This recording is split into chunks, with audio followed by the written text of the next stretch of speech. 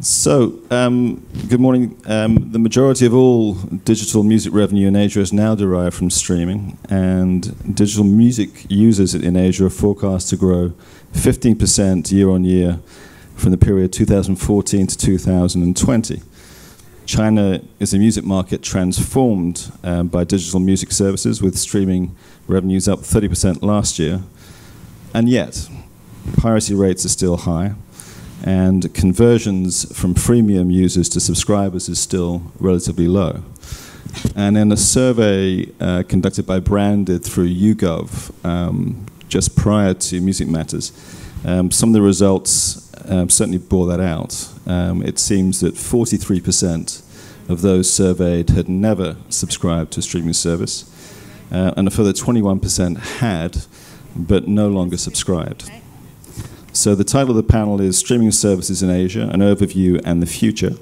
And we have with us representatives from a cross-section of streaming services, both regional and international, who will share their perspectives on the streaming market in the region.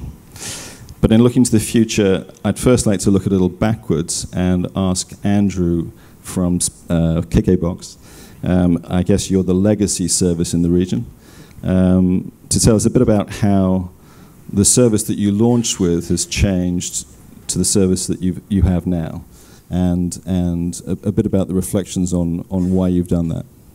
Okay, thank you.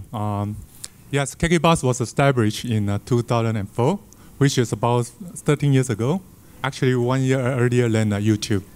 So in the beginning, we already decided to provide unlimited music streaming at the flat rate. So, but however, in the beginning, actually, we are quite struggle for survival. Because at that time, think about it, there's no 3G, and there's no 4G, and there's no smartphone. Most of people use their feature phone, and for us, it's use a computer, connect to the internet. So it's not that easy as now. And even worse, there's one more thing, even worse.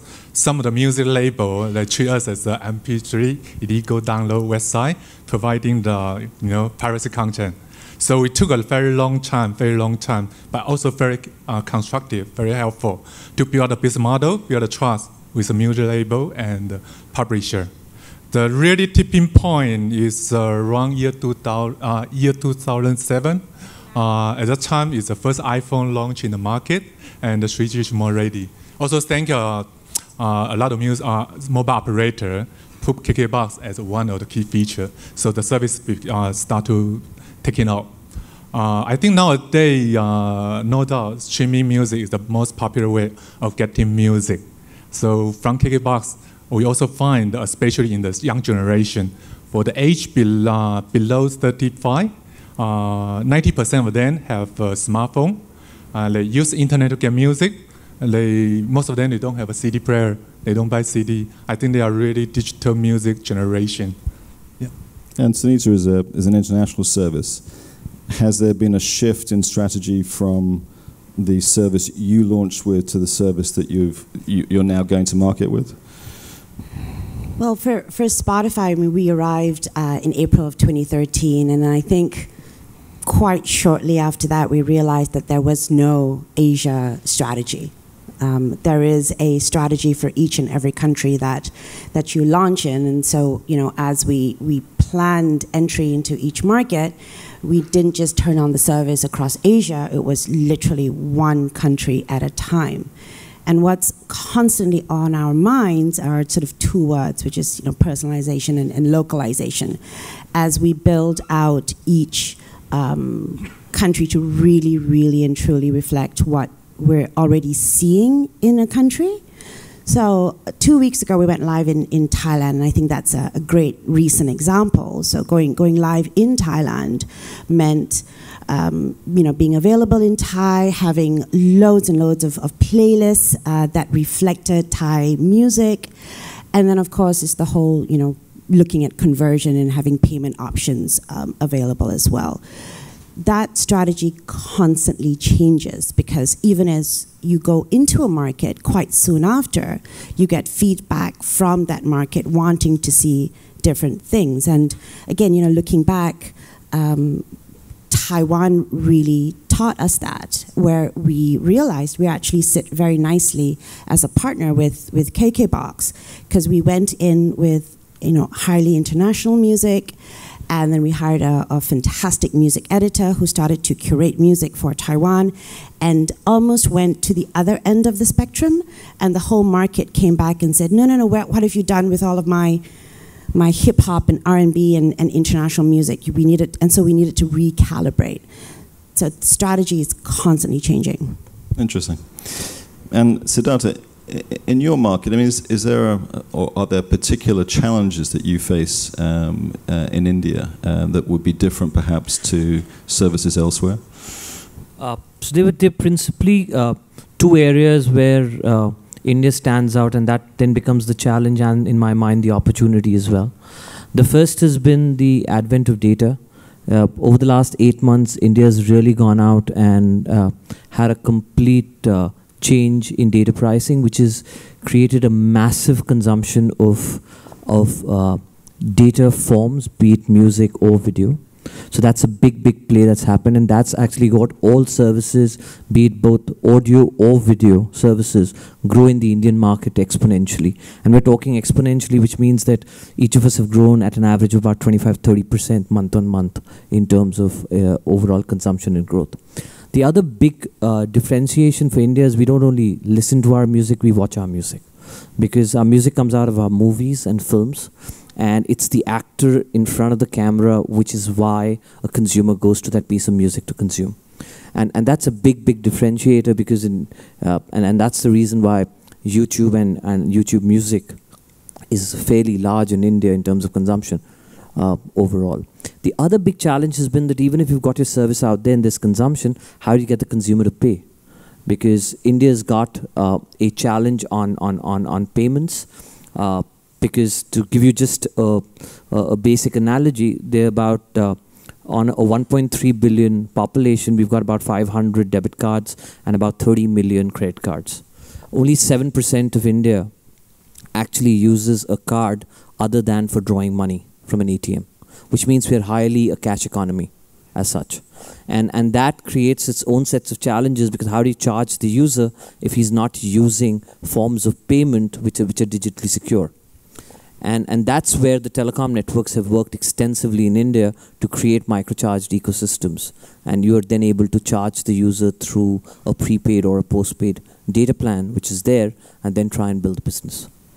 And roughly, what's your splits between freemium and paid? I mean, it's very early days in India. There's I would for a service like ours, we're close to about 90% free and about 10% paid, and that 10% is paid because we've got other formats of payments which is assisting in getting that payment going.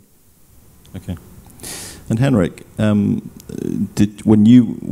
Deezer launched, did it have a particular strategy in mind when it came to compete with existing services?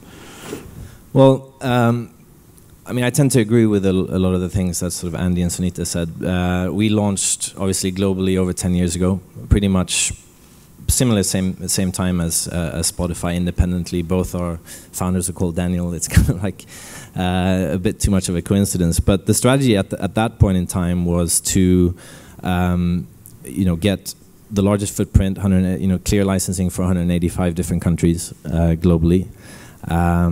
And to really have a partner-led approach, right? So the strategy initially was very skewed towards telco partnerships and other type of hardware partnerships, automotive partnerships, etc. I think the strategy, certainly now, and from my business area for Asia Pacific, it's pivoted massively. So today, revenues are way more evenly split between partnerships and direct to consumer. It's roughly 50-50. Direct has even passed, just passed the B2B business. And I think from a product point of view, initially it was a strategy that was very based around the user or the fan, the music fan, tactily having to input into the product, having to be kind of lean forward, having to build playlist, really engage with the product, search and all those kind of things. And the strategy now certainly globally and increasingly in Asia, is that we want to be more of a lean back kind of entertain me product, where our signature feature flow is a key part of that strategy. So over 66% of our homepage on the app is dedicated to flow. So it's like a one-touch kind of jukebox. And when we look at Asia, when I go back to HQ in Paris and say, okay, and to Sunita's point, there is no one-size-fits-all strategy for Asia. And we saw it in Latin America. It's the same thing where Brazil and Colombia are doing fantastically well for us. The strategies have been different to the global strategy. And so specifically for Asia, I think the things that have been where we've had slightly different approaches, you have to be way more local. So on the content curation and on the licensing, we put a lot of effort in terms of doing the rounds with the local labels. And in some countries like Japan, for example, the majors are the Japanese labels. The local labels are effectively the majors. So a different kind of approach to licensing.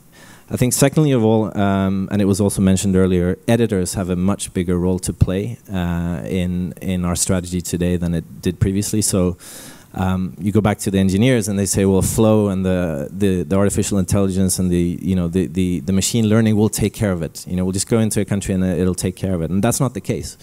Because when you kick off a new country or you launch somewhere, you need to create a reason for why people should be excited about your content. And in our case, we create channels. Markets like Brazil, all of a sudden gospel music is huge. And you try to bring that to a global level, it doesn't work. Germany, audiobooks are huge. So we look at non-music content as a strategy differentiator. Sport, for example, we just licensed and are announcing an exclusive Premier League live streaming of Premier League games, audio in Malaysia, for example, in Australia.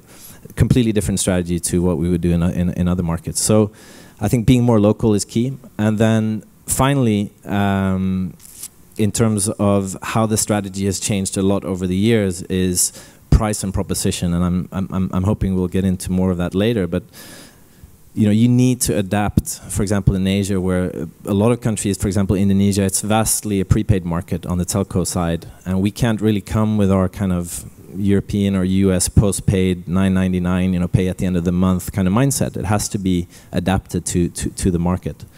So price proposition, and finally, I think that's linked then into billing integration. And Asia, for example, has more. The social media space in Asia is bigger than the rest of the world combined, right? So how you link your billing into various chat services, how you make it easy for customers to log in, the user journey into the product through their mobile phone instead of an email, because a lot of people don't have an email, etc., etc., etc. So definitely a lot of change in the strategy from 10 years ago. That's a very comprehensive answer. And specifically markets for growth for you. I mean, do some stand out? Yeah, for sure. I mean, look, it's still early days in streaming globally, right? So I think we saw the stats from McLellan earlier. It's less than 10% penetration globally. In Asia, 15% of the revenue is coming from streaming. So huge growth potential. And it's not a coincidence that Apple and Amazon and these guys are bombarding into the space now, because there is a huge opportunity. And for us, I think I'm going to stay away from the obvious ones like China and India, and more focus on, I guess, for us. Because those are, and we've heard during these days here, those are the really obvious ones where things are really happening in a positive way. But for Deezer specifically, I think there's 3 markets I like to call out that I think are particularly interesting. I think Indonesia, number one, is hugely interesting. 99% of internet time is spent on a mobile phone there, compared to 65% in the US. So way more mobile centric, and the law of large numbers means it will be an interesting market. But there's challenges around piracy, there's challenges around willingness to pay and all those kind of things. But Indonesia is a really interesting one for us.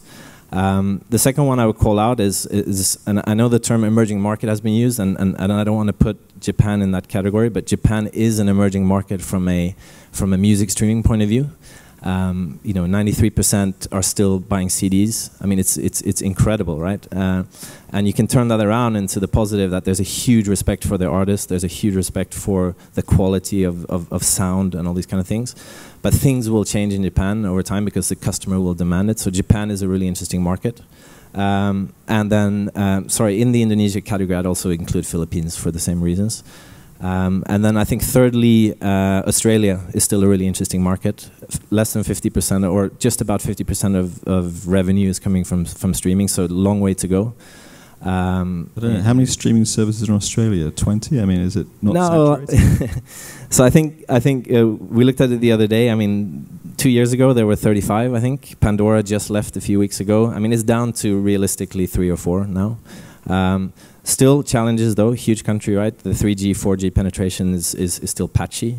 But from an ARPU point of view, from a music culture point of view, from a growth potential point of view, Australia is sometimes overlooked, and I think it's a good market, or it can be a good market in this area.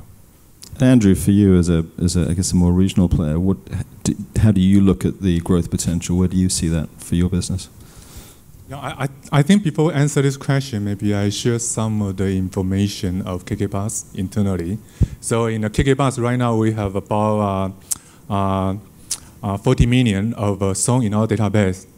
And in terms of what kind of music customer listening, around 60% of the stream count is from Chinese music, which including the Mandarin song, Cantonese song, and the Taiwanese song. 25% is Western song or international song, and 10% is K-pop. But guess what? What is the percentage of Chinese music in the total our song database? The answer is just 1%.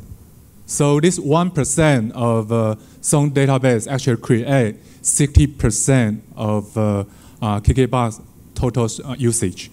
So think about it. If anyone here is an artist, want to go this region, sing Mandel song, you will get a better opportunity.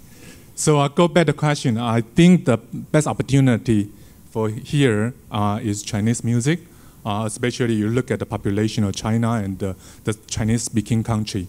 And for KKBox, I think our core competence is the commitment to Asian music, especially Chinese music. Because we believe music is similar like language and culture. So there's a certain level of barrier. You have to put customer at the center, go very deep, and to understand what is their daily life, what is their need, so that you can let customer feel the difference. So I think we are very committed to that, and we also work very closely with the local partner to build up the long-term growth of the music industry.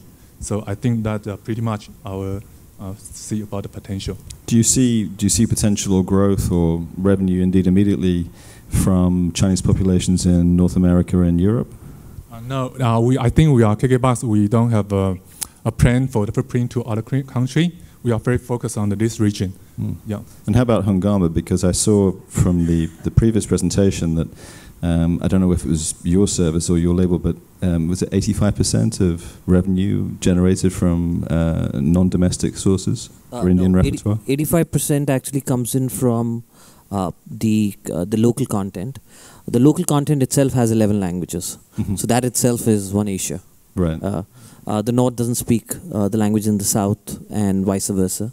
15% is international. International continues to grow exponentially, but the opportunity is that we've got close to about 55 to 60 million South Asians living outside of the South Asian belt. Now that itself creates an opportunity because you've got a South Asian service that's actually going into the Middle East, going into the US, Canada, the UK, and that is the South Asian expat that you're able to reach out to and bring them onto your service and be able to give them local content and local flavor. Okay. A question for all of you, and I'm not sure if anyone wants to pick it up, but licensing challenges, getting easier, getting worse, still horrible? I mean... I think we've definitely come a long way around conversations with licensing. Because when you look back of all of us, and all, a great reference point is really Will's presentation yesterday. It's, you know, when you are able to deliver on the numbers, you're able to deliver on usage, you're able to deliver on revenue. But more importantly, it's this whole conversation around music has no borders, which a lot of us on the streaming side, we're all mates, talk about quite a lot. But unfortunately, content licensing still does have borders, so that presents challenges. I mean, and that's what I'm getting at. Is it getting easier for, I mean, particularly for your service and for Henrik's service? Yeah, I think. Sorry. I was going to say definitely, like, because we also, it's the way we approach it is not just about licensing. It's a community. So we look to rights holders for artist recommendations. We sit and spend a lot of time with their PR, with their social, with their marketing, because it's more than just getting a song on a streaming service. It's about marketing any artists cross borders, and I think that's where it comes into play. I agree. It's definitely getting easier. I mean, if we look at, it's only 2-3 years ago that a large part of the industry wasn't 100% convinced that streaming was going to be the model, right? So, and that's only 2-3 years ago. So for sure, kind of everyone's on the bandwagon, and that's great. I think also from looking at the label side, managers and even artists, they're kind of numeracy, focusing on the number, kind of more fact-based than maybe, you know, emotionally based around a particular artist or breaking a particular artist. That's become a lot more easier, right? Because I think we all come from very data-driven businesses. I know certainly at Deezer, you know, 50% are engineers. It's kind of, if you don't come with the facts, it's you don't have a very sensible discussion. And I think also touching on the artist marketing side, I think a lot of the artists, labels and their managers, etc., are realizing that we're fantastic platforms to break into new markets, right? So with playlists becoming very, you know, the norm, it's actually harder for the tier of artists a little bit further down to break. And you know, we started a program called Deezer Next, where we take 3 global artists, emerging artists, and then 9 local artists for each territory, and really give kind of like a 360-degree package to try and help those artists break in that territory. And a lot of, you know, incidentally, Apple copied the program 3 months later, but you know, that's another story. But it just goes to show that what used to be seen as kind of tech companies that would come out and speak to all the labels and kind of bash heads around minimum guarantees and all those kind of things are now having really sensible conversations around, this is my rollout plan, this is my partner, these are my levels, you know, minimum guarantees in some cases, yes, you know, we can find ways to cross recoup either within the different products or within different territories, right? So we can help, you know, that label break those artists. You know, if it's an artist in Thailand, we can help them break in Japan and vice versa. So there's really sensible discussions around licensing, whereas, you know, even just 3-4 years ago, there was a lot of bashing of heads, and we kind of came at it from completely different angles. And I think we're now much more aligned. Sid? I'd also tend to agree. Today, music is used actually in India to build movies. 6 weeks prior, there's this massive, and now all streaming services are getting the benefit because from a numerical value, we get that music out there, we get the buzz going, and that buzz is extremely important for the first weekend of a film, and music is used to build our movies. But I mean, I'm guessing here there are what, 6 to 7 big Bollywood films a year. I mean, don't you find that there's a price war around that content? So the way it's largely structured is that when you've got a license structured in from a label, then all content that's being released on the label for the foreseeable future, depending on the period, that content will be made available to you. You then go in as specific services and go and try and build marketing programs which are one-to-one with the label, and that's where each of us are doing our own thing, but in a nutshell, all of us are actually going out and pushing that content and getting the artist and the music out there. And the numerical values show that, because today the music labels, the producers, the studios are looking at how well is their content promoted for the buzz to get created. And we are playing an extremely important part in the overall chain. Take, for example, we had Justin Bieber in May on tour. We just had Chainsmokers on Road to Ultra 3 days back in Mumbai and Delhi. both of them, Hangama was partners to the program, and we worked a 6-week plan, building out all the way going into ticketing, where ticketing was being sold, and you were driving consumers with programs and a lot of consumption of content around both the shows, which itself created a lot of buzz. That leads me to a question for Sunita, and I've given you some warning about this. So there was an article in Billboard last week that asked the question, should Spotify become the next Netflix? Which I thought was an interesting take. I mean, what's your view? Do you see a parallel? So for us at Spotify, what's constantly on our minds is the amount of talent still out there and still to be discovered.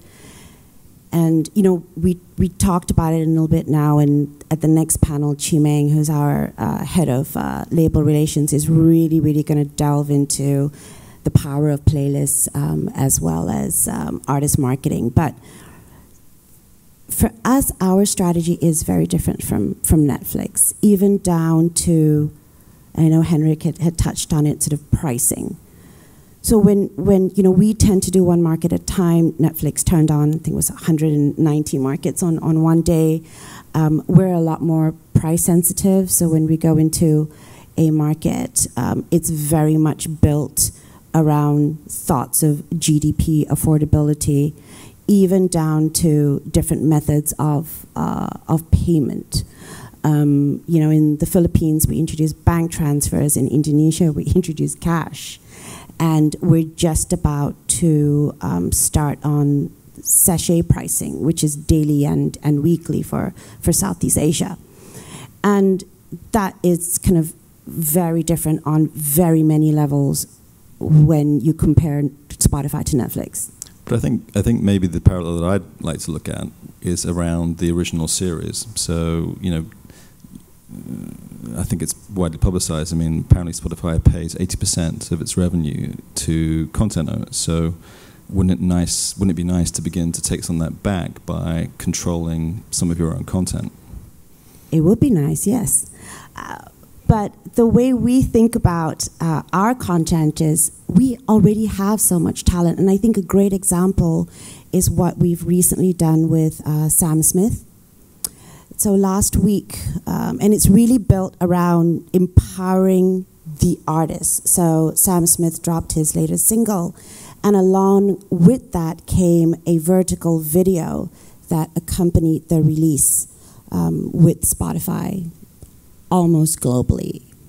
And it was a music video that he did and produced only for Spotify. So to Sid's point about people listening to music, but also watching music, that was a really nice accompaniment to dropping an album. So that's where our head is at. We're working with artists and we're working to empower them. Okay. I mean, Henrik, it sounds like you're perhaps a bit further down the track in terms of looking to take control over some of your content offerings. Would that be fair? I think I mean, we look at it in two ways. So if you look at the music and then the non-music content, I think on the music side, I tend to agree with the other panelists in that there is already, you know, there's just a fantastic amount of content already out there. And when it comes to creating originals, which we do, I mean, we do create, you know, these original content on the music side with artists. It's more to kind of highlight a wider artist marketing kind of project, right? So whether that's exclusively on the service in some cases or in other cases shared, you know, for example, podcasts, we do, you know, Deezer produced own productions of podcasts, which are then on Apple and kind of lots of other services. But it's to kind of punctuate a point. I think when it comes to the question around video, I look at it more from kind of from a product point of view, in that we test video within the app, you know, multiple times in all different kinds of ways, and we just don't see the use case in the same way that you probably have in India, where it's a different kind of consumer expectation.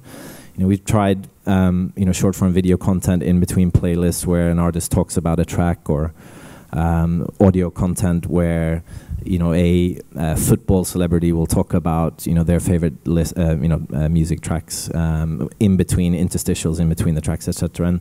And it's really, really niche. I mean, we still fundamentally believe that it is a lean-back experience, and we'd rather take it into the realm of connected speakers and kind of voice control devices, all that kind of stuff, rather than try and get a audio experience to then flip into a video experience just because your phone has a screen or because your laptop has a screen, etc. So I think that's where our thinking is more, let's really become the best audio experience rather than try and flip-flop in between. And Andrew, what about you? I mean, KKBox has proven itself to be a very trusted and a very important partner for a lot of independent Chinese labels in Taiwan and beyond.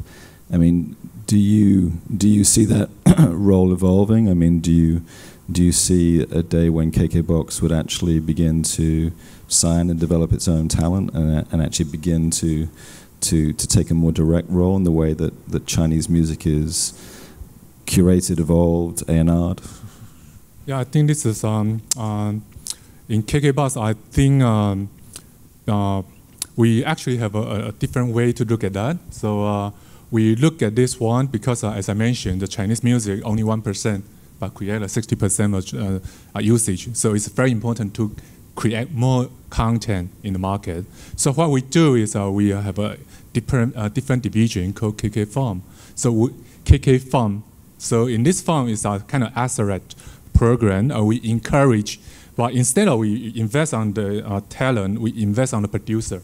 So we have recruit a group of producer and let them to select what is a good talent and then try to produce more content in the market. But the way we do is we try to have more talent, then they can be public to any music label as well. So we don't. So it's not proprietary to KKBox? Yeah. No. Interesting. I guess a question for all of you. I mean, so if you had to highlight a feature in your service that you're particularly excited about, that you see, making a game-changing impact, what would that be? What can we look forward to, Sunita? Wow, that's so much. But I think we've got 12 minutes. I mean, can I have all 12 minutes? No. So I think what we're definitely seeing is the whole conversation around music having no borders. We definitely want to do more of that.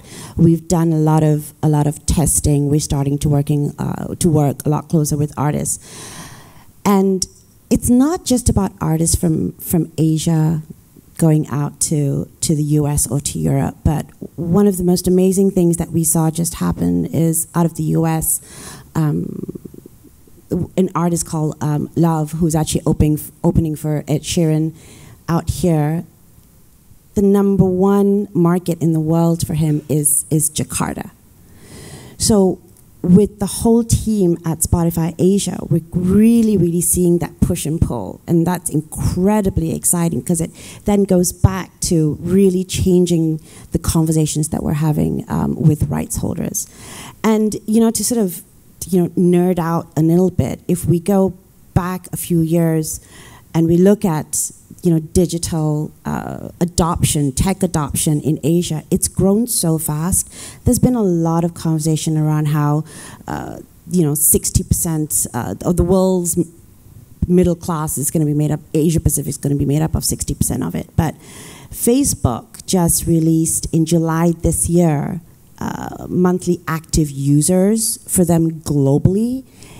India is #1. India took over the US. In the top 10 countries in the world, Asia is in 5 of them. In the top 10 cities in the world, Bangkok is #1, Jakarta is #2. Vietnam and New Delhi are also in there. We talk about tipping point. We talk about Asia being the sleeping dragon. it's opening its eyes. I promised a Game of Thrones reference. I did it. And I think so that's... winter isn't coming. Winter is not coming. Summer is coming to Asia. But I think it's that kind of data. It's the adoption. It's the understanding of ownership versus access, which may be a big word that no one, really uses very often, but that's how people are behaving. And so building for this part of the region has never been more exciting. Okay, Sid? I mean, the biggest opportunity that we see is at 70, 80 million users today on music, we're going to 500 million over the next 2.5 to 3 years. And to me, that's the opportunity, if you ask me. We've not even scratched the surface when it comes to India. And I agreed what Sunita said. India's currently about ownership. It's turning towards access. I think we're in the very fringes of that change. And it's largely cultural in nature as well. As this opportunity gets delivered, all of us in that entire ecosystem are going to grow. And to me, that's a big play. The other very interesting part is that we are technically the youngest nation in the world. So there's this massive base of consumers that are coming in, which are digitally aligned in the fact that the mobile device is for us the only primary device of access.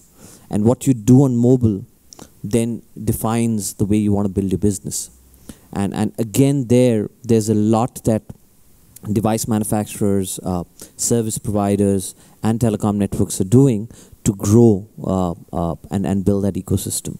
From a content perspective, there's a lot of independent music that's being created. We ourselves have an entity called Artist Loud, which aggregates this and puts it out. Over there, I mean, we started as an entity where we used to have a lot of these artists come into us and say that, hey, look, listen, I have a single and there's no label that wants to release it. Can Hangama/Artist Loud help to get that content out? And now we're over 700 plus artists in Artist Loud that's got content being distributed to them. And yes, as a entity, we don't only look at the domestic market, we look at it internationally as well. So there's a lot of new sounds, new music that's being brought in. And as she said, those are the first sets of advents that you start looking at from a no boundary perspective, where a lot of this content can travel out there. Henrik? I mean, for us, it's 3 words: flow, flow, and flow. We're seeing in our more mature markets now 50% of usage in our product is flow, so lean back, which is phenomenal. So we're moving away from playlist and kind of lean forward. And we're hoping to see the same move in Asia. It will take time because it's coming from a different angle. So by being excited about that product feature and looking at just the phenomenal challenge we've set ourselves from a technical point of view to make that happen. I mean, how bizarre is it to try and get the, through artificial intelligence and machine learning to guess what you want to listen to at any given point in time, given your past listening experience, your contextual kind of data that the app is taking, what editors you follow, who you like, who you dislike, etc. So from a technical point of view, it's kind of like a nirvana space we want to get to. But we're committed, and we're seeing in the data that it's the feature that's really doing well in our core markets. But I think more excitingly, it then ties into what we announced last week, which is Flow works extremely well with connected speakers and kind of the hi-fi experience. So we announced last week that we're the first high-res streaming partner with Google Home. So the Google Home speaker, you say, hi, hey Google, play my Flow. And that kind of experience where you bring it into the home or the car or and really give back the high resolution audio experience that I think people deserve again after, anyone who's over 30 will remember, good high quality devices and a good audio experience. Not taking anything away from the fact that, yes, the mobile is the primary device, and from a discovery and kind of access point of view, it's amazing. But we're excited about how it will lead to also voice activated devices in the home, and really that lean back experience where we're ultimately becoming more of an entertainment company than anything else. And Andrew? Yeah, I think we look at this one is I think it's very important to look at artists, because artists need fans. How we connect to the fans to let them get excited and we provide a good platform for them is very important. From KKBox point of view, we try to provide a systematic way to educate, to let our artists have opportunity to connect the fans from daily, weekly, monthly, and yearly, even yearly. So what we do daily, for example, is a simple way is we have a unique function called Listen With. Currently have 2,800 of artists. Most of them are from Asia, already using this function continuously to share their playlist. In the same time, they can chat in with their fans to talking about some of the things. For example, if they have a new concert or they have a new album in the market, they will use this one to communicate with the customer. And for the weekly, we also do a TV program. This TV program, we call it KKBox Weekly Hot Chart in new Chinese song. So it's not just for TV, actually you also connect to our partner network, so you can be seen on the social media. You also can be seen on some live broadcasting ad. So every week is millions of customers can see this chart. So artists have the opportunity, if they are on the top list, they have the opportunity to look to be exposure, to say thank you, to say something to their fans. And then weekly, I think it's a little bit beyond the streaming. We also do the live show. So we focus on those rising stars. If they have a potential, we will try to make the stage for them to do the live show every month, almost every month. And then finally, the top artists, for the best of the artists, we invite them to the KKBox Music Award. So we have been doing that for 12 years. So the next year actually also confirmed will be January of 20 next year in Kaohsiung. If anyone here have interest, please welcome to join. Okay, thank you. And finally, just maybe a question to start with Sunita. A lot of focus on millennials, younger generation. I recently, you'll be pleased to hear, got my 70-year-old mother-in-law signed up to Spotify.